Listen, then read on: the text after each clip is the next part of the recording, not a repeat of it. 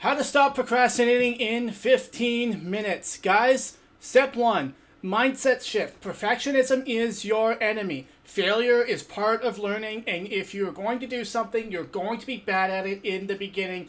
Accept it and get to it, okay? Get to sucking at the thing so that one day you can be good. An imperfect plan plus imperfect action beats a perfect plan with no action every single time. Guys, listen to me.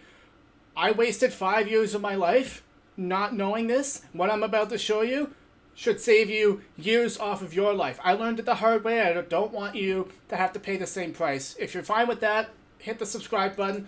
Let's get to it. The analysis paralysis loop is what made me lose years of my life, years of progress that I could have been making progress. Here is how it goes. You set a goal. You put pressure on yourself. It's a big goal. It's like, oh, I gotta do this thing. I gotta do this thing. You get really, really desperate. You're coming from a place of, say, desperation. And you consume a lot of info to learn how to do the thing. And that feels good. And then you make the perfect plan. You write it all out. You make a plan. And then when it comes time to actually execute that plan, you feel unsure. You start becoming stressed. You start becoming anxious. You start having fear. Fear of other people's judgment. Fear of failure. And then what do? You consume more info to try to make sure it's the perfect plan. But inevitably, because there's so many different things that work, you find new information that contradicts the old information and invalidates your perfect plan. And now you have to make a new plan. And you repeat this cycle for years. This is what kept me behind for literally years. You must understand this. Once you see it, you can't unsee it. Listen, public failure is required to make you into the most successful version of you. It's going to happen. You're trying to start a business. You're trying to do this. You're trying to do that. You're trying to start a new sport. You're trying to start a new craft, a new art. You're going to suck at it at first. It is mandatory that you start taking action. Make an imperfect plan and then go. Do this instead. You have to make just a decent plan. Consume some info. Make a decent plan. Do the plan. Fail. Get embarrassed. Learn from that failure. Make a new plan based on the actual data and experience that you had, and then do that plan, fail at it, learn, and improve, repeat. And before you know it, you will actually start to be good at something because you will be learning from real life experience instead of just sitting down and mentally masturbating to watching, all of these videos on how to do the thing and never actually trying it yourself. This is the first step to getting out of procrastination. You have to stop consuming information and start taking action. The results of your imperfect action is the new information that you are trying to acquire. Stop watching other people's information. Start creating your own information with imperfect action. And this is very important for the next step. Do the whole sequence in order. Go through the whole experience. If you want to make a YouTube video, make a full YouTube video and do everything poorly. Get it done. Why is this important? You need to know what you don't know. You need to discover categories of tasks and skills that you have to acquire. And you might not, it's so much easier to do that when you actually just start doing the thing and learning from experience. And it's like, and you will discover new problems that you will have to solve during that. And that will create new categories. And suddenly you will have more clarity on what skills you need to learn in order to achieve these tasks. And then it's also much better for you to figure out what went wrong and improve what you need to improve based on your own experience instead of just sitting there thinking about it. So action is key. Once we have these categories, here is the next step. You need to understand what kind of task you're going to do. There are 4 kinds. You have the maker, high level. This is one goal with many creative tasks. You have manager, high level. One goal, many non-creative tasks. Maker, which is maker low level, which is just one creative task. And then you have manager low level, one non-creative task. This is essential for scheduling out what you're going to do. Understanding the type of task that it is will influence how you approach it.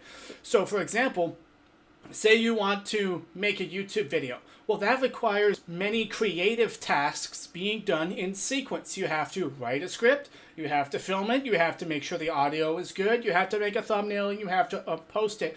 All of these are many different creative tasks. So a maker goal is one where it requires you to be creative, and the high level one is where there's many creative tasks in sequence. Low level is just one creative task.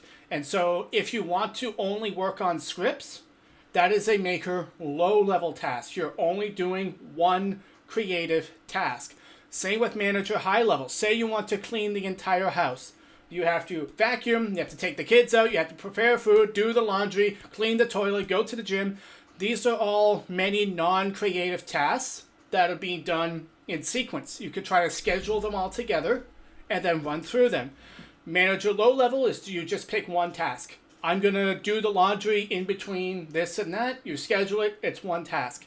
So let's go through how we can do each of these things. It's slightly different.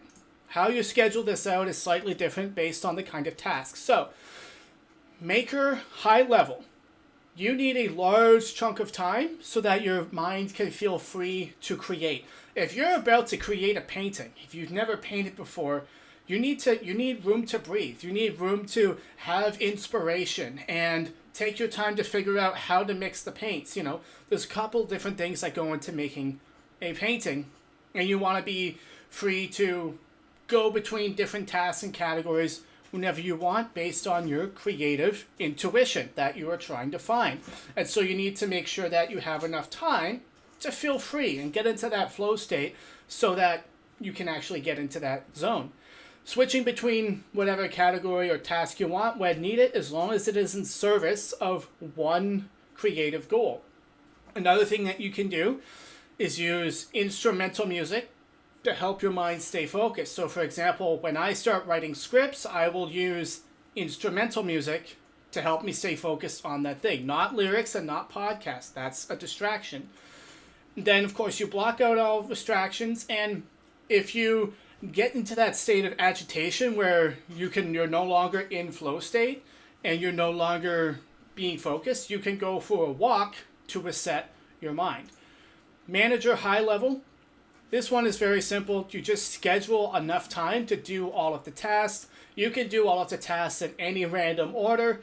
Listen to your favorite song or podcast to make it more fun. And another thing you can do is race the clock.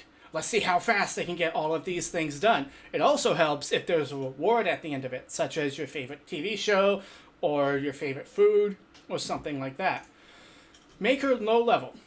This is you need for one specific creative task, such as writing a book or working on a painting or working on a thumbnail. You're not doing all of the tasks required to get to the goal. You're just doing one specific task. Work on that one task only. Have a larger block of time, however much time you think you need. At least an hour, I would say. Block out all distractions, turn off all notifications. Again, you can go for a walk to reset your mind and listening to instrumental music. Manager low level, same thing. You just pick one task, schedule it in between, these different things that you have to do throughout the day. Race the clock, listen to your favorite music, make it fun because, cleaning is often very, very boring. Now that we understand how to categorize the different types of tasks, here's how we schedule it. So in step 3, we're going to start the night before, and we're going to schedule the task appropriately based on what we just learned. And remember, only one goal at a time. So schedule different goals in different time blocks, because if you're trying to do 2 goals at the same time, or 3 or 4, you're going to get distracted and you won't be able to focus on one thing and get into that flow state. And it's going to take you longer to achieve any sort of real progress in those goals. So one goal at a time, that's the rule. It can be high level or low level. It can have a lot of tasks or few tasks, but one goal is the rule. Break down the tasks into small enough parts, such as 5 minutes, 15 minutes, and write down the small single task that you're going to do as soon as you start. This way, the barrier of entry is a lot easier. You'll be able to get started right away. It's a small task, a simple task, and the momentum you build from that will carry you through the rest of the things that you have to do. Use the 5-second rule to get started or to refocus. Simply, you recognize that you're being distracted, you put it away and say 5, 4, 3, 2, 1, and you get back to work, or you get started on work. Drink electrolytes and raw honey for brain fuel. I do this almost every single morning. I'll drink like an electrolyte powder that I have and some raw honey. Raw honey is just pure glucose, goes straight to your brain. And that way my brain has something, because I usually work fasted, so this way my brain has something to do. Another thing I just remembered, don't eat a large meal beforehand because it makes you feel tired and sluggish, and you're going to be less motivated to do the work. I usually like to eat a big meal after. So, now follow along with me. Take out your notes. You're going to write down the goal, and then you're going to decide if it's maker or manager, if it's creative or not. Then it's going to decide if it's high level or low level. So high level is multiple tasks within one goal. Low level is one single solitary task that you want to focus on. It's up to you. Make that decision. Next, you're going to schedule accordingly the night before, or for right after you're done watching this video. If you want to get started right away, that's fine. And then you're going to set up the workspace the night before so that you can focus on just the one thing. If you're going to go to the gym, get your gym clothes out right at the beginning of the morning, or better yet, go sleep in your gym clothes and then just go to the gym. That's also very easy. And you can also set an alarm as a reminder for when you're about to start that work and put all distractions aside. Another thing you can do is plan a reward for yourself. Praise yourself, okay? You're taking big steps into making your goals a reality, making the life that you want come true. You deserve to feel good about yourself for that. You deserve a little bit of praise. So make sure you're kind to yourself and understand that it is a process. You will get better at this as you go along. For more videos like this, subscribe, and I will see you guys later. Bye.